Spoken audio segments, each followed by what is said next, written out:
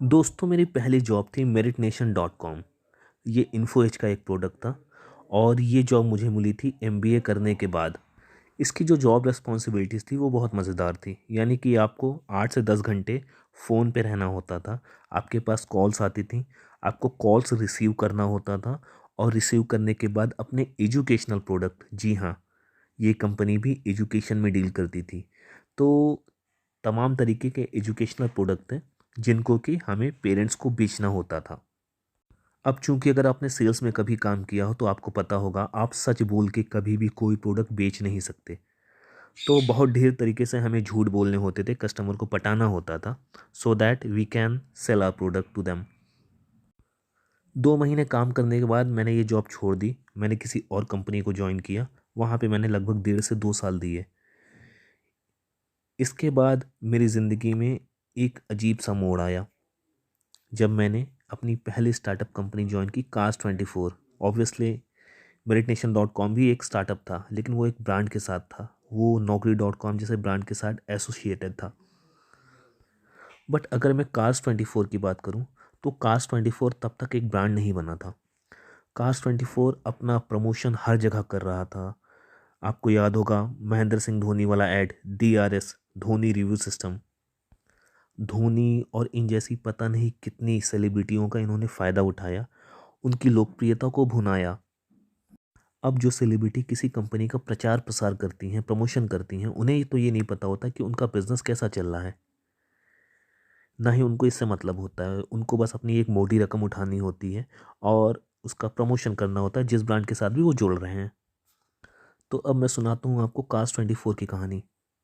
जब मैंने ज्वाइन किया था लगभग 40 से 50 बच्चे थे हमारे बैच में। हमारी ट्रेनिंग हुई, 10 से 15 दिन की ट्रेनिंग हुई हमारी, और उसके बाद हमें फ्लोर पे भेज दिया गया। Cars24 का जो प्रोसेस था वो बहुत ज़्यादा हैक्टिक था, लेकिन चूंकि अब हमने कंपनी ज्वाइन कर ली थी इसलिए हमें काम करना था। मेरे साथ बहुत से बच्चे थे जिन्होंने Cars24 को ज्वाइन किया था, बहुत से कैंडिडेट थे जिन्होंने Cars24 को ज्वाइन किया था एज अ कंपनी। सो लगभग 15 से 20 दिन के बाद, यानी कि ट्रेनिंग ओवर होने के बाद, हमें ये पता चला कि लगभग 40 से 50% बच्चों को 2-2 महीने की सैलरी दे के Cars24 ने अलविदा, टाटा बाय बाय कर दिया। रीज़न ये दिया गया एचआर की तरफ से कि जितने बंदे कंपनी को रिक्वायर्ड थे उससे ज़्यादा की उन्होंने हायरिंग कर ली। तो इसमें किसका फॉल्ट है? उन बच्चों का जिन्होंने अपना टाइम दिया, अपनी मेहनत की और इंटरव्यू निकाला। उसके बाद कोई कंपनी उन्हें जॉब से निकाल देती है ये बोल के कि भाई एचआर से या कंपनी से गलती हो गई, हाँ अब हम गलती सुधार रहे हैं, अब आपको निकाल के हम ये गलती सुधार रहे हैं, हमें जितने बंदों की ज़रूरत थी उससे ज़्यादा बंदे हमारे पास आ गए हैं इसलिए हम आपको नहीं रख सकते। हालांकि इन सारी चीज़ों से मैं बच गया था क्योंकि शायद मुझे कुछ और ही देखना था। खैर हमारा काम स्टार्ट हुआ। हमें हर महीने के टारगेट मिल जाते थे जो कि एनी हाउ हमें पूरे करने होते थे। शुरुआत के 1 या 2 महीने हमें कंपनी की तरफ से सपोर्ट भी मिला, मतलब सपोर्ट इन द सेंस कि कंपनी ने कोई सपोर्ट नहीं किया, लेकिन मेरे रिपोर्टिंग मैनेजर ने मुझे बहुत सपोर्ट किया। चूँकि मैं इस फील्ड में नया था और मैं लोगों को देख रहा था किस तरीके से काम वो कर रहे थे। आप यकीन करो, कभी भी Cars24 में काम करके मुझे ऐसा नहीं लगा कि हाँ मेरी जॉब सिक्योर है। अब मैं बताता हूँ आपको Cars24 में काम क्या होता था। बेसिकली Cars24 डेटा चोरी करता था। जी हाँ, आपने अगर OLX पे ऐड दिया हुआ है कि आपको अपनी पुरानी गाड़ी बेचनी है, या गूगल पे किसी तरीके से, या फेसबुक पे किसी भी ऑनलाइन प्लेटफॉर्म पे अगर आपने ऐड दिया हुआ है कि आपको पर्टिकुलर गाड़ी बेचनी है, तो Cars24 डिफरेंट डिफरेंट जुगाड़ से कह लो या किसी भी तरीके से कह लो, Cars24 बेसिकली डेटा चोरी करता था इन सारी वेबसाइट से। और इन सारे चोरी किए गए डेटा पे हमसे रोज़ाना कॉल कराई जाती थी और इस दौरान हमें हर डेटा पे 2 मिनट कॉल करनी होती थी। हमें हर एक कस्टमर को कॉल करना होता था और उसको बताना होता था कि सर आप गाड़ी बेचना चाहते हैं, आप Cars24 में आइए, हम आपको इससे अच्छा प्राइस देंगे, जो भी आपको मार्केट में मिल रहा है उससे अच्छा प्राइस देंगे।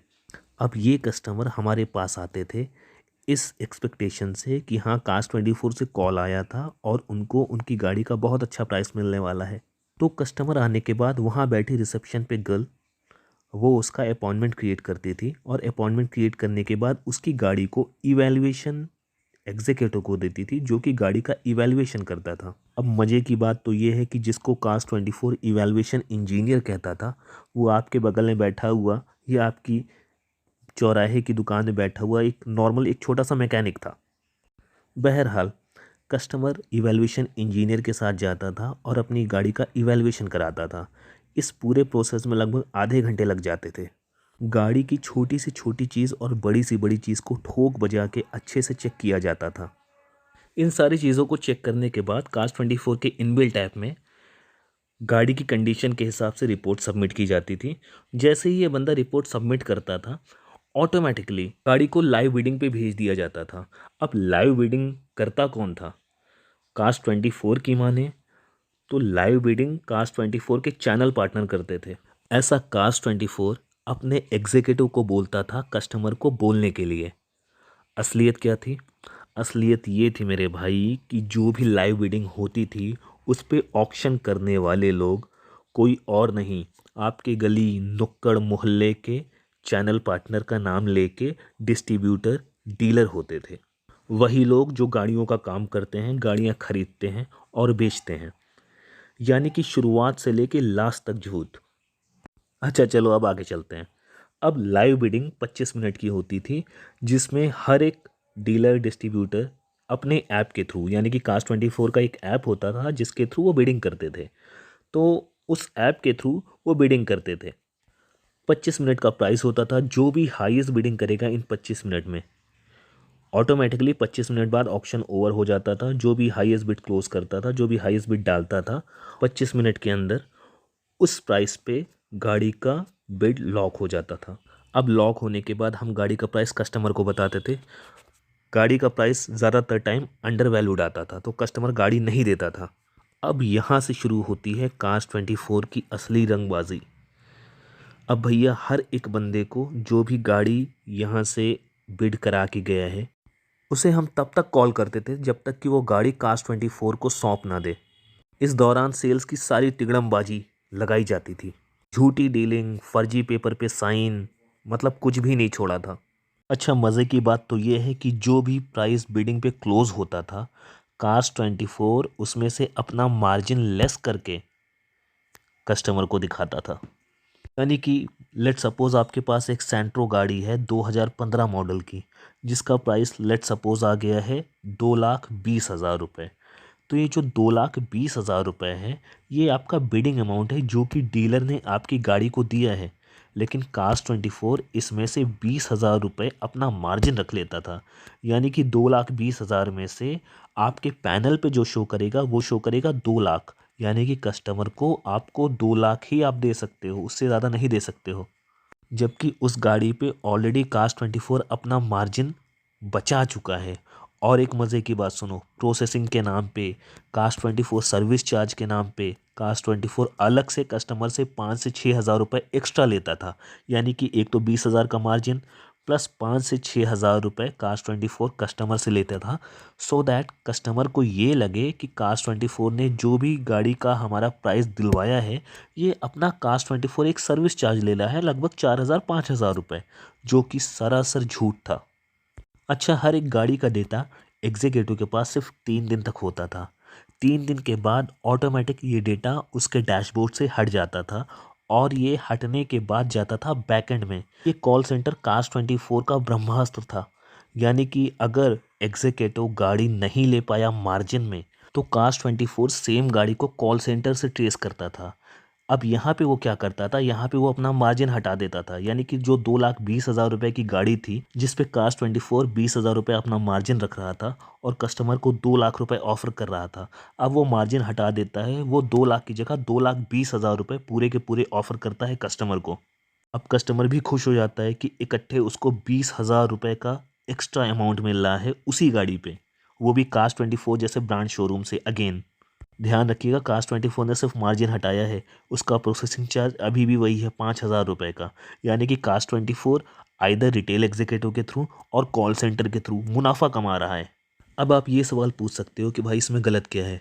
कंपनी अगर बिजनेस स्टार्ट करती है तो मुनाफा कमाने के लिए ही करती है, तो भाई इसमें क्या क्या गलत है वो मैं आपको बताता हूँ। सबसे पहले तो डेटा चोरी करना ही गलत है।